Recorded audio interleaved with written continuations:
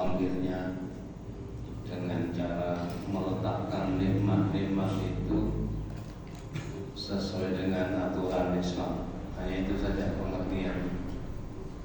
Dan selanjutnya salawat salam kita sampaikan pada Rasulullah Muhammad SAW. Dan kita ingin mendapat sahabatnya. Jalan yang terbaik adalah pertama memperbanyak sholawat, memperbanyak baca sholawat. Sholawat Nabi, bukan selawat yang lain ya. Karena selawat ini sekarang lebih dari 16. Padahal selawat itu hanya satu, yaitu selawat Nabi atas perintah Al-Quran surah Al-Ahzab ayat 56. Innallaha wa malaikatahu yusholluna 'alan nabi ya ayyuhalladzina amanu shollu 'alaihi wa sallimu taslima. Maaf, sebenarnya mau saya baca dari itu, tapi saya takut terlalu lama. Nanti aku mulai sambil merenungnya. Enak, setelah direnungi wong. Jamaah sekalian, ini yang terpenting untuk yang selanjutnya. Setiap kita sholat dalam baca sholawat tentunya. Setiap sholat mesti ada sholawat. Kalau pada sholat yang ada tahiyatnya, tentu di sana ada tahiyat. Baca sholawat. Manakala kita sholat jenazah, di saat saudara kita meninggal, dengan tulus ikhlas setelah takbir yang kedua, itu pun adalah dilengkapi. Sebelum baca doa, Allahumma fir lahu warhamhu wa'afihi wa'fu anhu wa'akrim nuzulahu wa wasih madkhalahu wa'ghsilhu bil ma'i wasalti wal barad wa naqihi minal khotoya kama yunaqqa thawbul abyadu minan danas wa abdilhu daran khairan min dari wa ahlan khairan min ahli wa zawjan khairan min zawji wa adkhilhul jannata wa aitu min adzabil qabri au min adzabinnar. Kalau lengkap seperti itu. Panjenengan sami waktu umroh atau haji di saat di Mekah atau Madinah itu masih ada tambahan 2 doa lagi. Allahumma ighfir li hayyina wa mayyitina wa syahidina wa ghaibina wa saghirina wa kabirina wa dzakarina wa unthana. Allahumma man ahyaita minna fa ahyihi alal Islam wa man tawaffaita minna wa tawaffahu alal iman. Masih sedikit ada lagi. Allahumma la tahrimna ajrahu wa la taftinna ba'dahu waghfir lana wa lahu. Baru takbir yang keempat, lalu salam. Itu kalau di Mekah Madinah 3 doa jadi satu. Dan saya pernah minta buku di penerangan-penerangan saya baca itu ternyata memang begitu. Cuma salamnya untuk jenazah sekali kalau sana. Kalau sini 2 kali saja DKG suruh. Sebenarnya kalau di Mekah itu sekali. Assalamualaikum warahmatullahi wabarakatuh. Ke kirinya tidak ada untuk sholat jenazah. Ke khilafiyah tidak usah dimasalahkan. Jamaah sekalian, coba kali ini kita membicarakan tentang sekitar harta ya. Fokusnya nanti pada warisan, tapi belum tentu selesai karena masalah harta ini kan masalah milik kita, tapi angkanya cukup diperhatikan. Nanti maaf ini nanti kalau kita sudah bangun dari alam kubur, wahidal kuburu butiran bi nasibmu menawa seliramu wis ngleler teko alam kubur. Kalau di dalam surat yang lain, wahidan nufusu suwijat, bagaimana nasib kamu kalau rohmu kembali dihidupkan. Ya, 2. Lalu di dalam surat Kasih ada ya man fil kubur, manusia akan dibangunkan di dalam kubur. 3 ayat sudah cukup. Jadi ketika kita bangun dari alam kubur ini, nanti sesuai mededek ya, cewonan tahun dunia. Kalau kita mungkin tidak sampai 100 tahun atau 110 10 tahun lah tidak sampai. Tapi kalau umur dunia, meskipun Nabi pernah menyatakan buhistu wasa'agada, buhistu wasa'agada, saya diutus dan wafat aku nanti, diutus aku dan kiamat itu berdekatan begini maksudnya. Jadi ciri khasnya Nabi kita itu terkenal dengan istilah Nabi akhir zaman. Ketika orang itu bangun dari alam kubur nanti, setelah kiamat tentunya, masing-masing akan ditanya 4 perkara. Termasuk kita nanti keliling ke kubur, bangun dari alam barzakh, akan ditanya 4 perkara. La tazalu qadama abdin hatta yus'ala an-naba. Sebelum kamu melangkahkan kakimu menuju padang mahsyar, akan ditanya 4 perkara. 4 perkara ditanya. Pertama, umurnya, fima afna, dirusak untuk apa? Jadi umur kita ini nanti ditanya, oke, apa joget, apa jogetan, ya terserah. Yang kedua, waan jismi, badan kita di saat masih sehat sekolah pokok kawan, kalau masih dianjurkan Allah supaya sebentar tahu ini. Yang ketiga yang ditanya ini tentu ini ibadah kita yang ditanya. Yang ketiga, yang keempat yang ditanya lagi adalah harta kita. Jadi harta akan ditanya. Ditanya hanya 2. Harta yang kita miliki sekarang akan ditanya, min aina iktasaba, dari mana dia beroleh, wa fima anfaqa, kalau sudah memperolehnya, digegem, dibelanjakan untuk apa, wa fima anfaqa. Harta itu 2. Kalau masalah umur, masalah hanya satu-satu, tapi harta ditanya 2. Kan itu resikonya sangat panjang sebenarnya. Sama-sama ahli surga, sama-sama ahli surga, miskin dan kaya. Yang masuk surga dulu mesti orang miskin, karena hartanya tidak begitu jelimet. Saya tidak beten-beten ini. Sebenarnya kalau saya ditanya orang miskin, maaf orang biasa-biasa, enak mana Ustaz antara kaya dan miskin? Ya enak miskin, karena yang tanya orang biasa. Kok begitu? Iya, coba orang kaya kalau bepergian repot sampai suaminya dicelatu istrinya. Ini masalah harta dulu ya, kita demonstrasi masalah harta. Jadi coba itu kan di belakang bagaimana? Terus diurus sama ini. Jadi bapak bagaimana? Terus ruang tengah ini yang 3 kamarnya ini bagaimana? Terus berangkat sih, ya Allah. Terus ruang tengah, ruang depan, kunci besi ini bagaimana? Jadi pagar besi ini jadi sajam jadi ngurus tukaran karena harta. Coba kalau orang tidak punya apa-apa, mau berangkat ke Lumelo aku, oh iya, nanti Pak.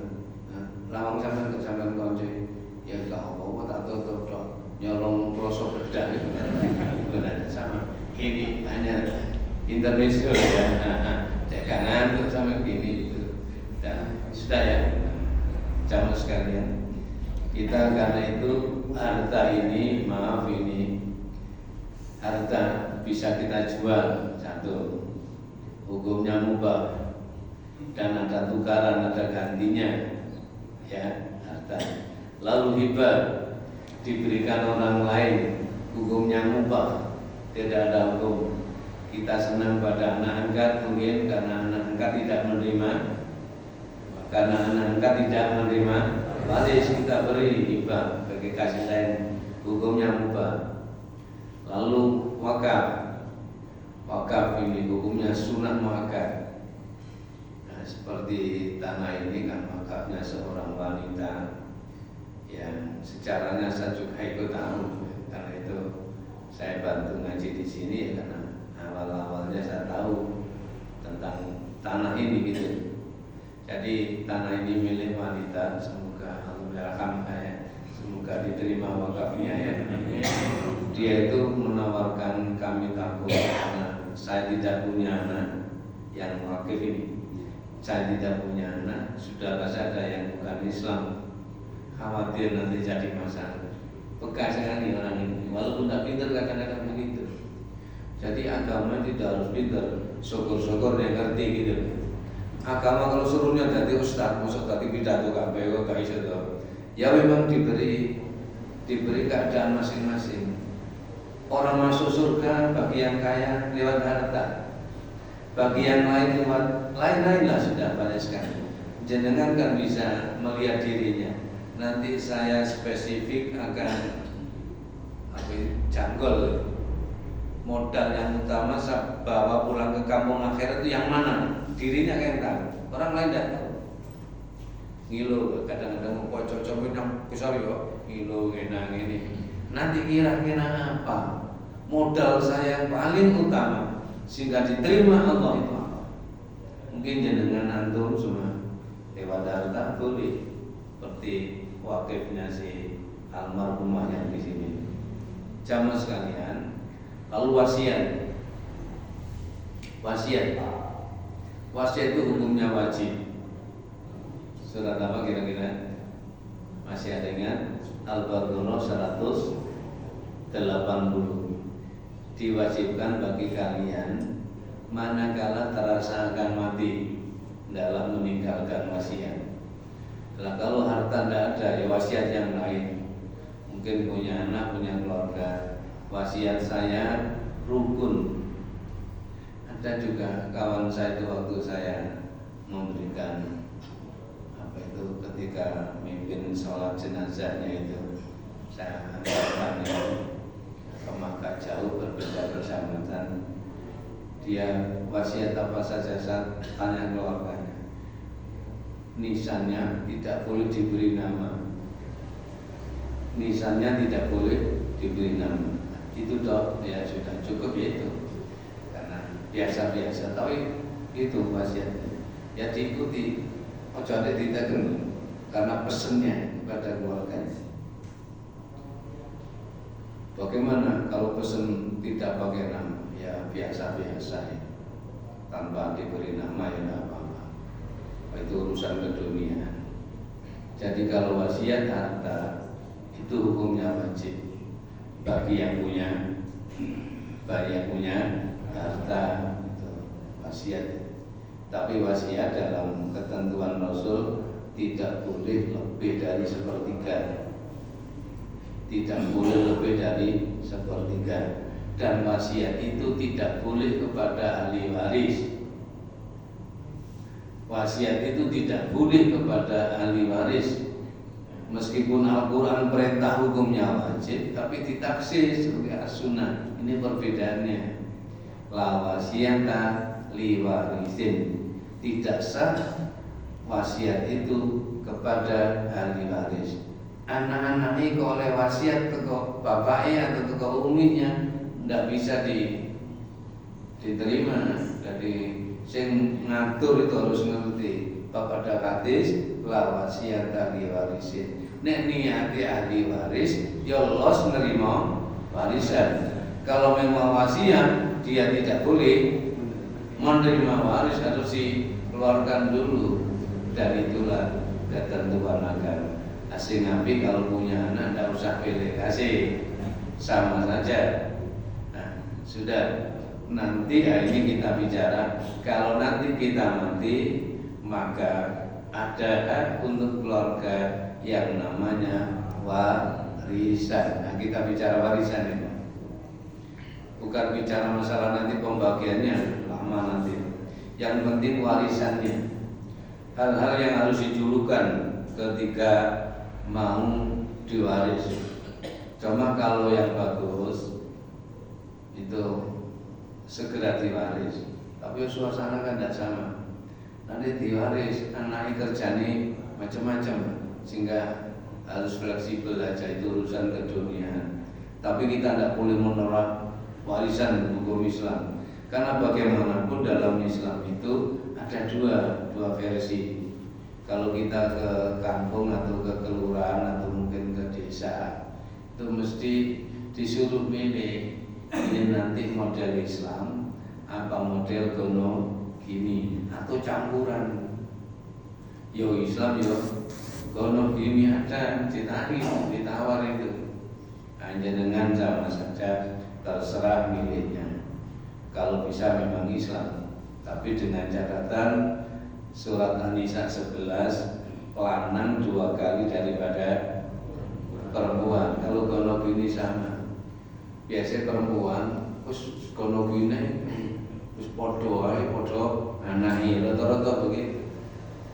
Kita pernah itu ada ketika mau saya sholati, saudaranya yang laki-laki ngomong, tolong Pak jangan dirubah-rubah, sak pikul sak gendongan.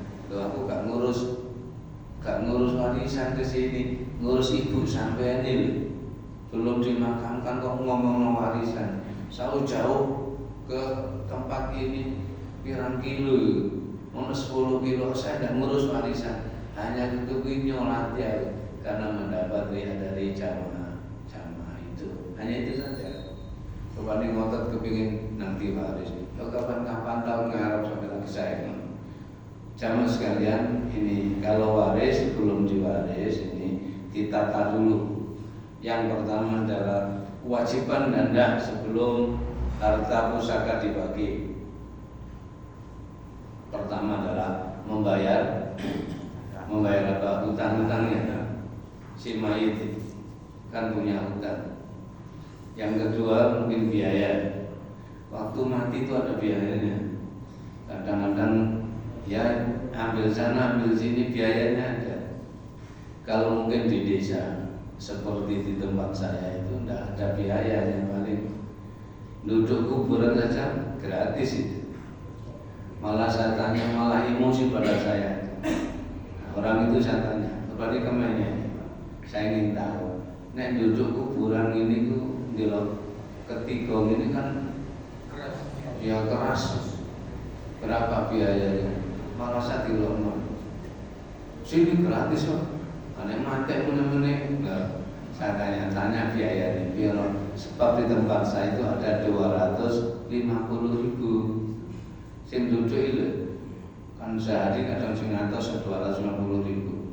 Kalau di Surabaya di Rungkut itu saya takziah ke sana ternyata 4 juta biayanya.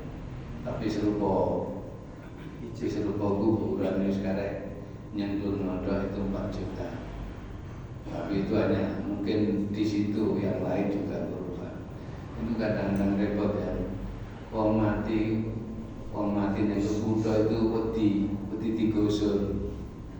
Nah, nek wong desa omahe di kuburan wedi kuwatir dibedeni. Kalau Hindunya kan seperti itu. Jadi saya ulang, kewajiban dan hak sebelum harta pusaka diwaris. Pertama membayar hutang-hutangnya. Karena itu kita yang sudah tua-tua tidak perlu hutang. Hutang akeh-akeh ini dekat berosor. Kita dilirik sama Israel lain. Ya, tapi tidak tentu ya dilirik ya. Maka kita usahakan. Atau mungkin sakit keras supaya segera sembuh dibawa ke mana ya biasa. Kita harus bersyukur kepada Allah. Kita diberi usia 80 tahun umpamanya, sehatnya berapa tahun, loro bulan oleh kubu misu kan gak cocok itu. Kita diberi kesehatan sekian tahun, bersyukur kadang alhamdulillah enggak. Nah maka artinya orang-orang lain kalau kita tentu berpikir ke sana, tidak sampai kita kufur dalam masalah ini. Jadi pertama adalah membayar hutang, yang kedua biayanya, yang ketiga menunaikan wasiatnya. Wasiatnya ada enggak? Si mati ada wasiat, kalau ada diselesaikan dulu. Tapi catatannya tidak boleh lebih dari 1/3 wasiat. Yang keempat zakat. Maaf ya, kalau kita mau membagi waris untuk keluarga, Empat ini diperhatikan. Satu adalah hutang. Biasanya kalau Rasul dulu ya, kalau mau nyolati para sahabat mesti tanya hutangnya. Adakah hutang? Ada Rasul agak banyak ini hutangnya orang ini. Tanya pada keluarganya, siapa yang sanggup membayar keluarganya? Hartanya hanya sedikit. Tidak ada yang sanggup, tidak cukup. Maka karena tidak cukup itulah Rasul, aku tidak nyolati. Karena Rasul itu peres-peresan. Kalau mendoakan berarti orang itu ahli surga, ahli sholat. Lah kita tidak perlu menundung begitu. Ya kita usahakan. Mudah-mudahan hutangnya ini nanti bisa dikembalikan oleh keluarganya. Hanya itu kita husnudzon saja. Kalau kita doa kita berbeda dengan Rasul. Kalau Rasul secara qat'i, kalau kita masih kadang diterima, kadang tidak, atau kadang ditunda dan seterusnya. Jadi begitulah jamaah sekalian. Contohnya bayar zakat begini. Waktu panen tebu rame-ramenya panen tebu, ternyata orang itu meninggal. Belum diselesaikan tebunya, lalu dipanggil lebih dulu, maka keluarganya harus menyelesaikan zakatnya. Setelah biaya selesai, hasilnya berapa? Namanya mungkin ada 2 kuintal ya gula sudah jadi dari pabrik itu 2 kuintal, maka harus dikeluarkan seperti tijarah. Apa? 2,5%. Jadi nek 2 kintal metune 5 kilo. 2,5%, 2,5%. 2,5 kilo hanya 5 kilo. Kalau tambah ke zakat tijarah sedikit. Karena itu resikonya berat. Sampai orang tidak mau bayar zakat, nanti menurut Al-Quran surat Taubah 35 akan dibentuk seketika fatuk wa wujuhum wa butunuhum wa duhuruhum hadza ma kanastum bima kuntum taknizun.